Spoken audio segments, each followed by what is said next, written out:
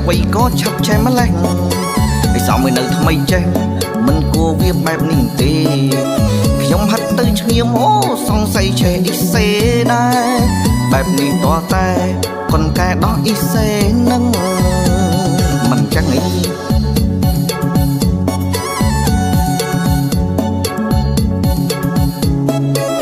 មិនចេះតែដោតប្រាដូចមកដោតត្រូវដឹងរុនធំយ៉ាងនឹងដូចអាតូចដោតមកដេចនឹងត្រូវ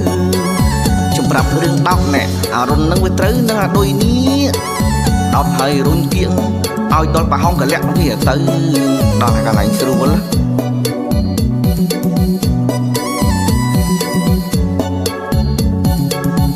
អូយយ៉ាងណាមិនអីទេថ្ងៃក្រោយណាមកថាមានទូរស័ព្ទដៃអាគួយមកញ៉េអីកុំភ្លេចយកមកជួសជុលនៅកន្លែងជាងមក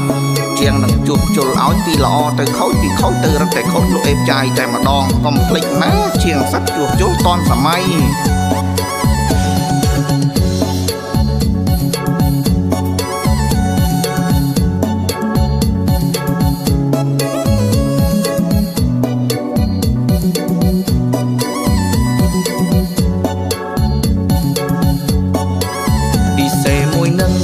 ហើយដល់ពេលក៏ឆាប់ឆេះម្លេះស្រោមនៅថ្មីចេះមិនគួរវាបែបនេះទេខ្ញុំហិតទៅឈ្ងៀមសង្ស័យឆេះអ៊ីសេដែរបែបនេះតតែកូនកែដងអ៊ីសេនឹងណោះក៏វត្តចោលតែហ្មងទៅប្រើតែសបកបានណាមិនចេះតែដោតប្រើដូចមកដោតត្រូវដឹងរុនធំយ៉ាងនឹង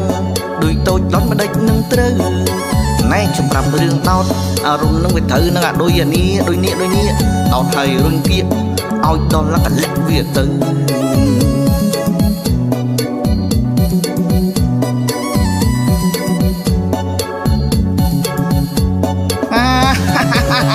មិនទេដូចប្រាប់ពីខាងដើមអញ្ចឹងថាបើខូចខាតទេឲ្យយកមកកន្លែងនឹងមកជួសជុលពីល្អទៅខូចឲ្យទៅដល់លោកអេបចាយតែម្ដង